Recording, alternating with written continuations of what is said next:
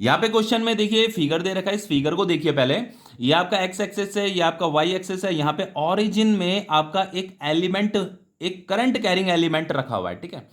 और एलिमेंट का मतलब होता है छोटी सी लेंथ का कोई वायर है, उसमें करंट इस डायरेक्शन में फ्लो कर रहा है। और हम अब कोई भी जो करंट कैरिंग एलिमेंट होता है वो मैग्नेटिक फील्ड प्रोड्यूस करता है, तो हमें ऐसे इस वाई एक्सिस में 0.5 मीटर की डिस्टेंस पे मैग्नेटिक फील्ड बताना है। इस वाले पॉइंट पे मैग्नेटिक फील्ड हमें बताना है। What is the magnetic field on the Y axis लिखा है ना, at a distance of 0.5 metre. Okay, अब देखो क्वेश्चन पढ़ लेते हैं। क्वेश्चन क्या कह रहा है, एन एलिमेंट, उस एलिमेंट का लेंथ दे रखा है डेल्टा एल, और ये जो डेल्टा एल होता है जनरली क्या होता है, वेक्टर क्वांटिटी होता है, ठीक है। आपके एनसीईआरटी में जैसे ये लिखा है ना, delta L is equal to delta x, इसकी डेल्टा एल की वैल्यू क्या दे रही है, डेल्टा एक्स आई कैप दे रखा है, तो डेल्टा एल क्या होता है आपका, एक वेक्टर क्वांटिटी होता है। ओके, तो लिखा है is placed at the origin and carries a large current. Current कितना दे रखा है आपका, 10 एम्पियर का करंट इस करंट एलिमेंट में फ्लो कर रहा है। अब देखिए यहाँ पे ये वैल्यू मैंने लिख दी है, यहाँ पे delta L is equal to delta x I cap लिखा है ना। अब देखो यहाँ पे डेल्टा एक्स कितना दे रखा है, 1 सेंटीमीटर दे रखा है। तो 1 सेंटीमीटर का मतलब क्या होता है, अगर मैं इसे मीटर में कन्वर्ट करूं तो डिवाइडेड बाय 100 करूंगा तो ये मीटर में कन्वर्ट हो जाएगा। तो फाइनली हम इसे लिख सकते हैं 10⁻⁻² मीटर लिख सकते हैं। तो देखो बच्चों, जैसे ये है ना, अगर मैं यहाँ पे मॉडुलस का साइन लगा देता हूँ, ऐसे मॉडुलस लगा देता हूँ दोनों तरफ, बोथ साइड, तो ये डेल्टा एल बन जाएगा और ये आपका डेल्टा एक्स बन जाएगा। क्योंकि बच्चों ये जो आई कैप है ना, मॉडुलस ऑफ आई कैप क्या होता है आपका, मॉडुलस ऑफ आई कैप की वैल्यू क्या होती है आपकी, 1 होती है। तो यहाँ पे ये आई कैप इस मॉडुलस के अंदर है, तो ये 1 बन जाएगा और delta x as it is रहेगा, ठीक है। तो finally delta L is equal to क्या हो जाएगा आपका, डेल्टा एक्स की वैल्यू यहाँ कैलकुलेट कर दी हमने, ये 10⁻⁻² मीटर। और इसी डेल्टा एल को डी एल भी लिखा जा सकता है। तो डी एल कितना है आपका, -2 मीटर है। ये जो एलिमेंट है, इस एलिमेंट का लेंथ कितना है, 10⁻⁻² मीटर है, विच इज 1 सेंटीमीटर।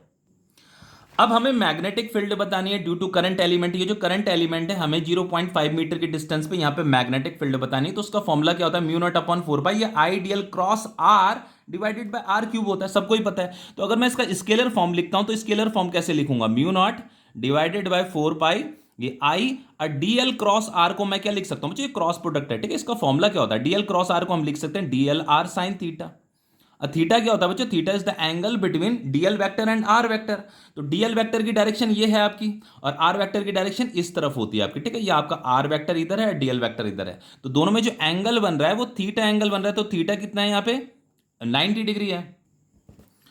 ओके, तो ये डीबी इज इक्वल टू हो जाएगा आपका μ0/4 सॉरी यहाँ पे मैं आर की पावर 3 लिखना भूल गया हूँ, μ0/4 आई, और ये डी एल, ये आर कटेगा तो यहाँ पे ये साइन थीटा आएगा, नीचे क्या बचेगा, आर स्क्वायर बचेगा ना, ऐसे कट जाएगा तो यहाँ आर स्क्वायर बचेगा, समझ में आ रहा है। तो जस्ट वैल्यू पुट करनी है अब हमें, बाकी कुछ नहीं करना। μ0/4 इसकी ये कांस्टेंट होता है, इसकी वैल्यू होती है आपकी 10⁻⁻7। करंट कितना दे रखा है, करंट हमें यहाँ पे गिवन है 10 एम्पियर।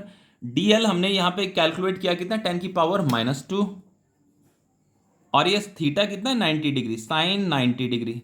ये डिवाइडेड बाय आर कितना दे रखा है, आर आपका है 0.5 मीटर, ये आर का स्क्वायर है ना 0.5, ये है ना यहां से लेकर के यहां तक का डिस्टेंस ये 0.5। अब देखो इसे सॉल्व करते हैं। अगर मैं इसे सॉल्व करता हूं इससे, तो ये आ जाएगा आपका 10⁻⁻8। साइन 90 कितना होता है, साइन 90 तो आपका 1 होता है, ओके 1 होता है। और ये 0.5 इंटू 0.5 कितना हो जाएगा, 0.25 हो जाएगा। यहां से डेसिमल हटेगा तो ये 10⁻2 ऊपर चला जाएगा, ठीक है। तो फाइनली ये 25 4 जा क्या होता है, 100 हो जाएगा। तो ये मैग्नेटिक फील्ड आपका निकल गया 4 इंटू 10⁻⁻8 टेस्ला। अब हमें डायरेक्शन भी बतानी, तो डायरेक्शन कैसे बताएंगे, तो डायरेक्शन बहुत सिंपल है, हमें कुछ नहीं करना, डीएल क्रॉस आर करना है। तो डीएल की डायरेक्शन किधर है, इस तरफ है ना, डीएल की डायरेक्शन ये आपका डीएल है। आर किधर है, इस तरफ है आर, ये आपका आर है, ये आपका डीएल वेक्टर है, ये आपका आर वेक्टर है। तो हमें क्या करना है, बस डीएल से आर की तरफ अपनी राइट हैंड की फिंगर को कल करना है। ऐसे डीएल से आर की तरफ अपनी राइट हैंड की फिंगर को कल करना है, जिधर आपका थंब पॉइंट करेगा वही आपकी मैग्नेटिक फील्ड की डायरेक्शन होगी।